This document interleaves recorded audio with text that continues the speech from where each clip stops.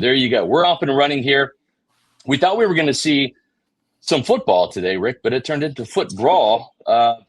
Were you surprised at all that Luke Gedeke was at the heart of the fisticuffs for the Tampa Bay Buccaneers? Tell us what happened. You were up there in New Jersey today watching practice.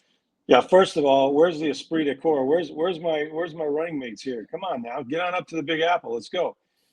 It was interesting. You know, these things happen almost every time there's a joint practice, but not to this degree, right? Not to this frequency, and not with Luke Gedeke involved in every single one. It was something. I mean, you know, it was Gedeke going against David Bailey, and I guess Bailey called him out in the one-on-ones. And then when they got into the team setting, Gedeke kind of let him have it. It just was a benches clearing type deal. He thought he was cheap shotted by another linebacker, Kingsley Enaberry, I guess. And at the end of the day, the humorous thing, and one that wouldn't have been so funny if it happened in a game, is that first he tossed the Jets helmet about 20 yards. I mean, he just flipped it out there. Now, had it been a game, he'd have been the one that was tossed next by the officials. And they had officials there actually doing the game. And I'm surprised they didn't all just throw a ton of laundry on the field when he did it. Right. But they didn't. And, you remember this too, Scott. Like back in the day when Tony Dungy was coaching, we saw him toss quite a few guys out in joint practices, including Hardy, Nickerson, and others. And my thing was, and I said this to Todd, you do this in a game, you're going to be ejected. You're going to be without a right tackle. You're going to cost your team 15 yards. And, you can't stand for it. He goes, well, I was on the other field. No, man. You let that go, and it could seep its way into a game. But it was entertaining. It wasn't always good football. Like you said, there was foot brawl. But and at the point of the spear the whole time, was one Luke Gedeke. So it was kind of humorous. And he wasn't the only one getting into it. Ashawn Robinson got into a scuffle too. Oh, yeah. And so there were multiple fights that broke out during practice today. And Greg, the interesting thing is these guys see each other again tomorrow. This was not just like, hey, we'll see you on Friday in the preseason opener. No, they're going to do it again tomorrow. Right. Normally you save this for the last day, like the going off. You can't get – if you try and retaliate the next time you see me, it'll be a penalty, like Rick said. But they got it out of the way today. It was funny. We asked Todd before we left, like, hey, what can you do to kind of curtail the inevitable fighting? And Todd's they're like, oh, but that's not why we're going there. We're going there to practice and get better. And he, as Rick said, he said, if you fight in a game, you get ejected. If you do it in practice, you probably get tossed too. And nobody got tossed today. Todd said he was on the other field when it happened. Like, oh, I didn't see it. I was on the other field.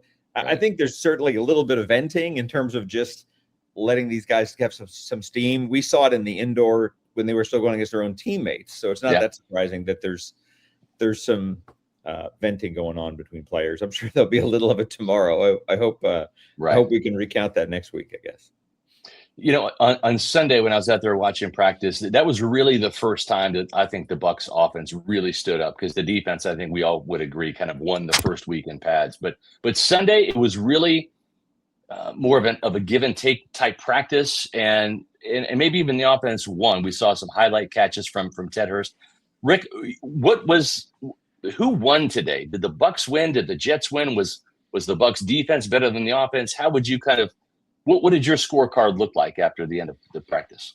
Well, I thought the Bucs defense won for the most part against the Jets offense. Maybe that's not a surprise.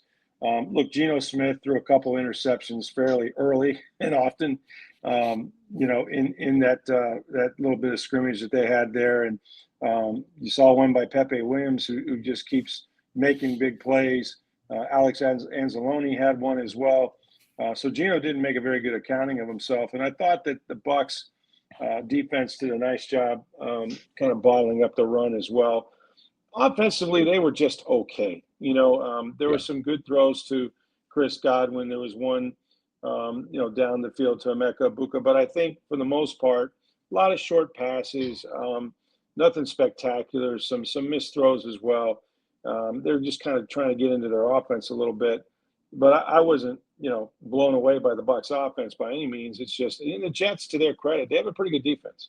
They can coach defense when they want to. So that was kind of a stalemate to me a little bit. But they made plays. There just weren't a lot of big plays and splash plays.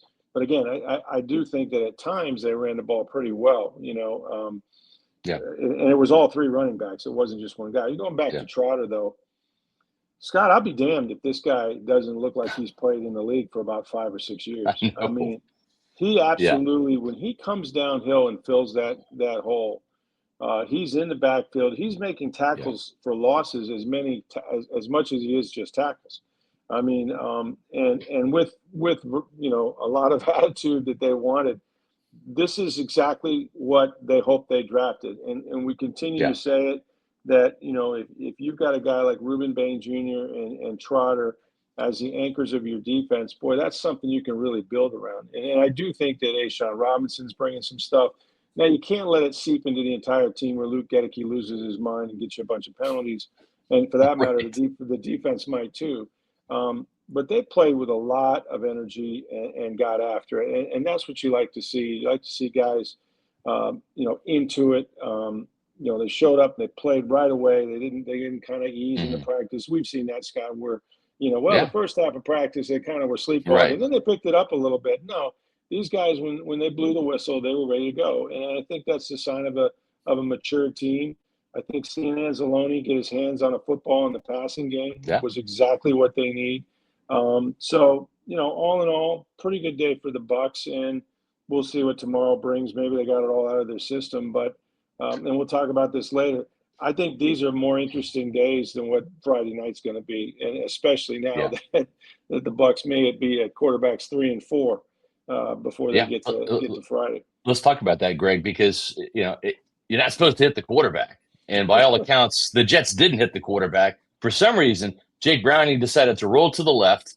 There was about 4 Jets defenders there. He tried to, I guess, put a juke on somebody, ended up injuring his back.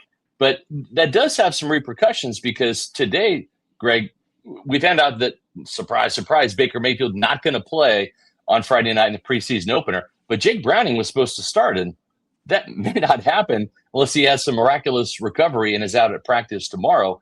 What does that do for the young Jalen Daniels, the rookie out of Kansas, and Connor Bazelak, who was the surprise quarterback number 3 last year in the depth chart, beating out Kyle Trask?